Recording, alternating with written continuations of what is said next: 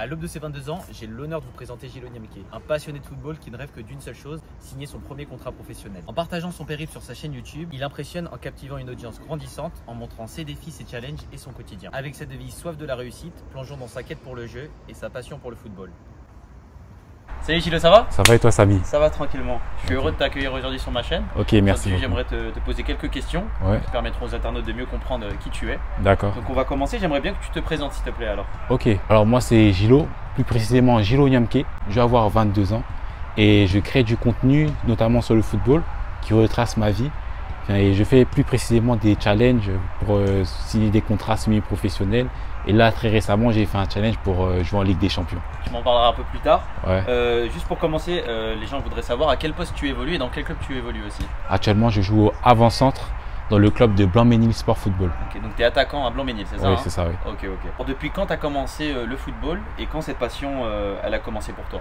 Alors, j'ai commencé à l'âge de 9 ans dans la région des Picardies, plus précisément Hauts-de-France, à l'US Anisy-Pinon.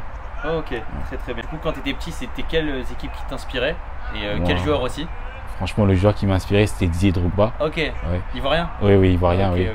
À partir de quel âge tu t'es dit que tu souhaitais signer un contrat professionnel et devenir peut-être joueur professionnel de football? Franchement, j'ai eu le déclic quand j'ai fait des tests pour aller au Pôle Espoir. Et j'ai vu que là, ça a commencé. Ça c'était à quel âge environ ça? 12 ans. Ah, 12 ans, donc c'était très jeune. Ouais, ça. C'était quoi? C'était à Paris? C'était où? En Picardie. Ah, en Picardie, très bien. Ça ressemble à quoi la journée type d'un joueur de football qui souhaiterait du coup signer son premier contrat professionnel? Alors franchement, de mon côté, j'essaye de faire mon entraînement. Déjà le matin, je mange bien. Je fais mieux si j'ai pas école, je vais m'entraîner.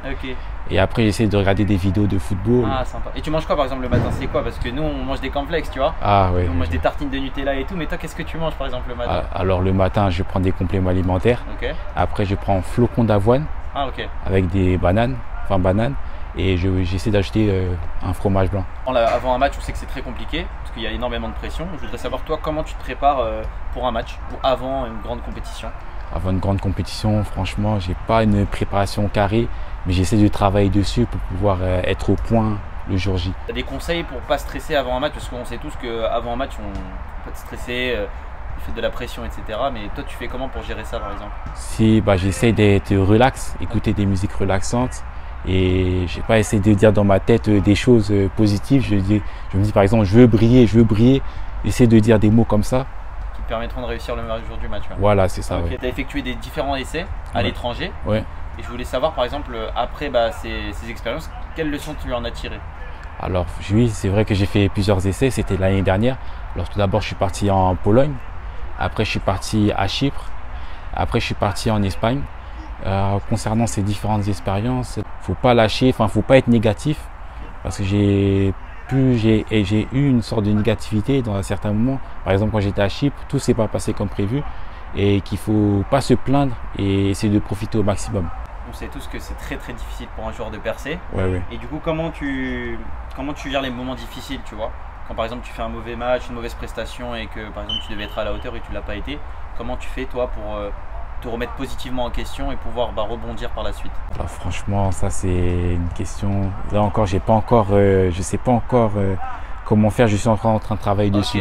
Parce que c'est pas évident pour un joueur de football. Oui. Alors selon toi, c'est quoi tes principales forces en tant que joueur de football? En tant que joueur de football, moi je suis plutôt un joueur qui est très rapide et aussi très endurant. Et je joue principalement sur ma vitesse. C'est ça qui me permet d'être efficace sur le terrain. C'est ça ta force en tant qu'attaquant? Oui, c'est ça. Comment tu décris un peu ton style de jeu? Moi, je suis plus un joueur qui aime prendre vraiment l'intervalle et courir vite, prendre mon ballon, pousser mon ballon et après finir devant les buts.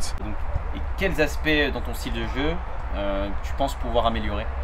Mais pour une amélioration? C'est ça, Alors, j'aimerais améliorer tout ce qui est prise de balle et améliorer aussi tout ce qui est mon sens d'eau au jeu et aussi améliorer mon jeu off, c'est un terme anglais, off ballon, le jeu sans ballon. D'accord. Donc tes déplacements, etc. Oui, c'est ça. Et selon toi, c'est quoi le bon numéro 9, le bon attaquant? Franchement, le bon numéro 9, c'est déjà celui qui marque, qu'il est censé marquer,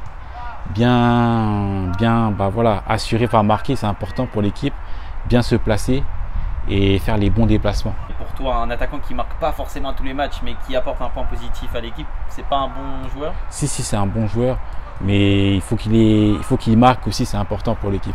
Okay. Alors j'ai vu que dans une de tes vidéos, il fallait viser le ciel pour atteindre le sommet des arbres, selon toi. Ouais. Qu'est-ce que cette notion, elle représente pour toi?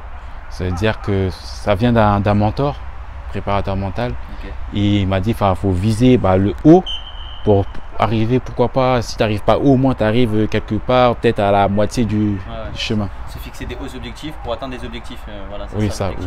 Par rapport à tes prochains objectifs, j'ai entendu là par exemple que tu voulais jouer en Ligue des Champions. Oui, la Ligue des Champions. Est-ce que tu pourrais m'en parler de ça? Oui, j'ai échangé là très récemment, mais concernant ces objectifs, c'était peut-être soit de jouer au moins en Ligue des Champions, même faire des tours préliminaires. Peut-être pas en Europe ou peut-être en Asie, enfin je sais pas. Le temps que tu joues, c'est le plus important. C'est ça, oui. C'est une question très compliquée étant donné que pour un footballeur, on n'imagine pas ça, mais est-ce que tu as déjà envisagé des plans de secours au cas où ta carrière de footballeur, elle fonctionne pas? Bien sûr, oui.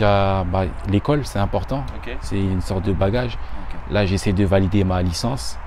Et pourquoi pas. Toujours dans les études? Oui, voilà, je suis toujours dans les études. Là. Très, très bien. Du coup, on sait aussi que c'est difficile de faire comprendre nos objectifs et nos rêves à nos proches, parce qu'il n'y a pas tout le monde qui nous suit. Oui, mais comment tu gères l'équilibre entre le football, les études par exemple, et la vie personnelle, toi?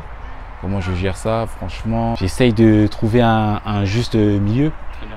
J'essaie de, quand il y a les cours, il y a le temps pour les cours, du coup je vais en cours. Un temps pour tout, Oui, voilà, un temps pour tout. Dans ta famille, quelle est la personne qui te soutient le plus dans ton parcours professionnel? Honnêtement, je pense que c'est ma maman. C'est ta mère? Oui, c'est ma maman. On dirait que c'est Laïdaron qui nous aide. C'est ça. Tu m'as dit que tu étais au Blanc-Ménil, c'est bien oui, ça? Blanc-Ménil, c'est ça. Et du coup, c'est quoi tes prochains objectifs pour cette saison qui arrive? Alors franchement, mes objectifs, c'est de m'imposer en équipe déjà réserve, aider un maximum l'équipe et pourquoi pas à long terme, enfin moyen terme, intégrer l'équipe première. Très bien. Qui est en quoi, en national, c'est ça? Régional 1. Régional 1. Oui. Et du coup, ça serait vraiment un bon objectif à atteindre selon toi? Oui. Du coup, un enfant de 14 ans, 15 ans, qu'est-ce que tu pourrais lui donner comme conseil s'il a envie de réussir dans le football ou même dans la vie de tous les jours, tu vois? Alors honnêtement, les conseils que je pourrais donner à des enfants qui aimeraient, qui ont pour ambition de jouer au haut niveau, qui ont 14 ans, 15 ans, c'est de s'entraîner. Parce que c'est bien beau d'avoir des objectifs comme ça, mais il faut vraiment mettre les moyens. Il ne faut pas rester là, regarder la télé. Enfin, vous pouvez regarder la télé, mais regarder le football, des choses qui vous permettent d'atteindre vos objectifs. Très bien. Voilà. Du coup, là, je vais te poser sur des questions sur des footballeurs. Tu vas me dire tes préférences. D'accord. Si je te dis entre Messi et Ronaldo, c'est qui ton joueur préféré? Voilà, c'est une question compliquée. Hein. Messi. Ah, t'es plus Messi? Messi, oui. Pourquoi Messi? Il a joué au Barcelone et c'est une équipe que j'ai bien aimée, enfin que j'aime encore. Je te dis entre Thierry Henry et Mbappé, ça serait qui ton joueur?